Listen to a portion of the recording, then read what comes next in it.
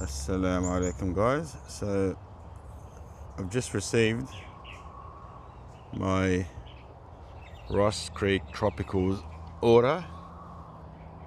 My babies have arrived.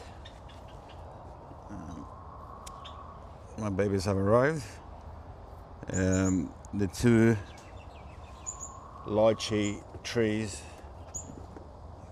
that I have ordered. Let's open them up and check them out. So here we are guys, my two lychee or lychee trees, depending on which part of the world you are from.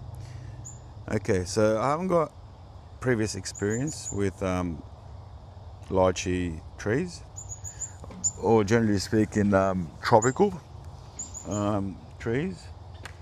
Probably the most tropical thing I have is mangoes, tropical, subtropical. And this is probably my biggest dive into full-on tropical fruit trees. So I thought I'll play it safe and tread carefully with the two selection, the variety selection, the cultivar selection of the lychee trees, and play it safe and just go for something that hasn't been tried before. Straight in the deep end. And go for something that hasn't really been basically new varieties. Compared to reliable, more consistent cropping varieties that other people have tried. But I couldn't resist. Got them from Ross Creek Tropicals. So first we have the Erdon Lee Lychee. Extremely large fruit, up to 120 grams per fruit sold. That's it, enough said, they got me there. And according to the description, it's a self-pollinating plant, and four times larger than the average lychee fruit, so 4 times larger. So you can imagine a medium sort of average lychee fruit that you see at the supermarkets, or this is 4 times larger. I've seen them on occasions at the supermarkets or the fruit shops, and they're huge, and they fetch a pretty penny, I'll tell you that. I don't know, they're worth their weight in gold apparently. I've tried them, and they're beautiful, delicious, juicy. The kids absolutely adore them, which is the main reason why I'm getting those trees. They absolutely love lychee. Everyone that I know of actually loves. I've never met anyone that hates lychee or the taste of lychee. They're beautiful fruits, very exotic and tropical, juicy. It's like if you had to explain, it's got a cross of grapes and pineapples and I don't know, pears and just sweet tropical flavors, juicy and nice. It's a beautiful fruit. So yeah, I played it safe and went for a variety that hasn't been tried much in backyard garden, especially in Sydney, because it's not the ideal climate for them. Sydney is a warm temperate. These things, they're tropical trees. Preferably tropical climate, or at least subtropical. And Sydney is neither one of those. It's creeping up to subtropical, but it's not quite subtropical, Sydney. So it's literally halfway between subtropics and cold temperate, literally in the middle of those two. So that's our climate here. So yeah, I got the Erdon Lee, the giant of the game, and then the next one, which also sold me, it's literally a brand new cultivar variety that was just released, and Ross Creek had a bit of a say on them. Still pricey, but for lychee it was a good price. And this is the Lin San variety. It's a new variety. It's seedless, sold again, sold. You know, I'm done. That's it. There's no need to say anything more for me to sort of jump on this tree. Seedless. You know, who doesn't like seedless things? You know, seedless grapes, seedless watermelons. They're just very desirable. You know, you don't have to waste time picking out the seeds from your mouth. You can just gobble it up. You know, more time to chew, less time to take seeds out.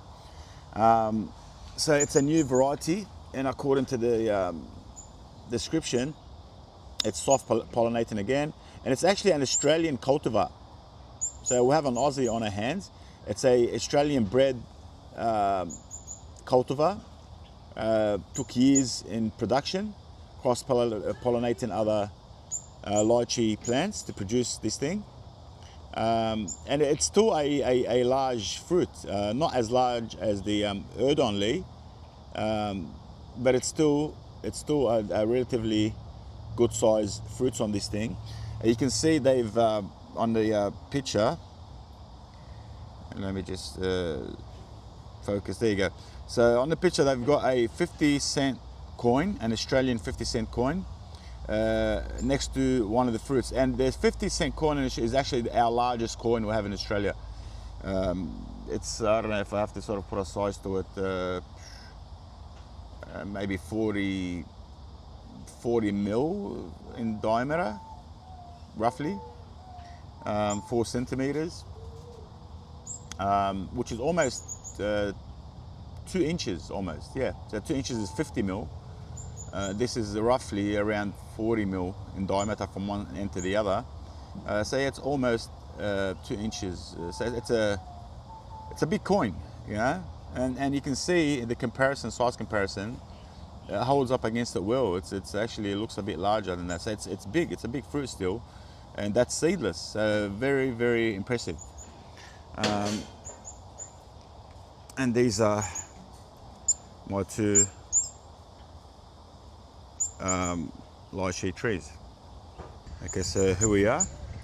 I've already dug out the hole for the permanent home of one of the lychees. The Erdon Lee is first, which is the giant large fruit type, and I'm trying to replicate the natural growing conditions or habitat of the lychee tree. So trying to replicate the like a rainforest climate or atmosphere, you know, where they're naturally or natively grown. They like a sort of a foresty canopy type of situation for them. They thrive in that sort of, especially when they're young. They don't like to be exposed directly to the sun, from what I've gathered, especially in Australia. You know, very harsh sun, and they'll just burn if placed directly in the Australian sun. They need to have a sort of canopy environment, understory environment, protected by other trees, sort of dapple the sun, or at least at maximum probably morning sun for a few hours, then afternoon shade to cool them off. So I've decided to plant it. Okay, I'm not planting you. You're already a beautiful flower. Get up. Come on, let's go. Come on. No, she doesn't want to get up. She likes the hole. Okay, so I've decided to put it in this section of the garden because this is the lowest point of my garden, and it has the most fertile and loose soil of my garden, and it's the most moist section of my garden because it's the lowest section. It's up against a fence. The soil is deep. You can see I've dug about I would say maybe 1 foot deep, and I haven't hit clay yet. Very loamy soil. You know, it's the result of just mulching over 10 years. Also, you know, you can see all the organic matter has broken down, and it's turned a clay soil into a beautiful, rich, black, loamy soil. It loves that. That's literally what these things love. And I've planted it in the protection of this big, established pomegranate tree, my biggest pomegranate tree. So it's gonna get the morning sun, pretty much, just like my daughter there is copping the morning sun. probably till about maybe I don't know, 11 o'clock or so, and then this tree is going to shade it for the rest of the day. It's going to be perfect conditions for it, hopefully, inshallah. So yeah, she should be sort of looked after or nursed by this mother tree of a pomegranate tree, protect it from the harsh sun and the harsh winds, and try and give it this sort of rainforest environment to thrive in. And this section is always moist, deep, partial shade. So I'm going to place one there and one there, roughly almost 2 meters apart, in the protection of 2 pomegranate trees on either side to provide the understory forest-like atmosphere for these new babies. So there we are, guys. My son is just watering the lychee plants. As you can see, this is the Lin San, the seedless Australian-bred variety, in the protection of God via this tree, this large pomegranate tree that would pretty much replicate the conditions of a rainforest.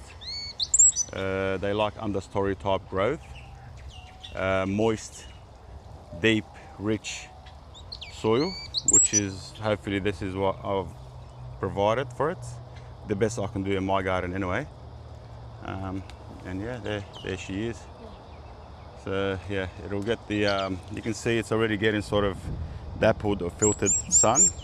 It'll get, when the sun is straight up in the sky, or around 11 o'clock or so, 10, 11, it'll start getting more sun for a few hours. Then when it hits the arvo, probably after 12, it'll start getting shade thanks to this large pomegranate tree. Yeah, this is getting the morning sun because the east, the rise is rise from the east, which is this way. It's getting the morning sun, and then it'll get afternoon shade. Well, this one is getting morning shade, and then sort of brunch sun. You know, around maybe 10 o'clock or so, 11 o'clock, it'll get some sun for a few hours, and then it'll get afternoon shade after 12, because this tree will also shade it, the same tree that's shading its sibling. And yeah, this is my 2 young lychee trees. And hope you enjoyed the video. And before we go, let's just do what we do best, Amir, and smash a fig or 2. You know, it's I haven't had breakfast yet, so yeah. You wanna score up? You wanna score up black? Yeah. Let's go. I'll half this with you. That's a Celeste. Oh, it's a new growing one. No, this one is Yeah, it's a new growth. It's a Celeste. That's just growing downwards. You know. That's why I thought it was a new one. It's digging. Here, can you open this for me?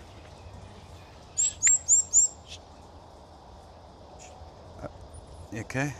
Yep. Give me that. I'll take that. Split it in half. Oh yeah. Look at that. Look at that. Look at that. Look at that. Yeah. Vibrant. Wait, how about that rare fig? Dark red color. Can we check out that red fig? Yeah, absolutely gorgeous looking, this fig. And Bismillah.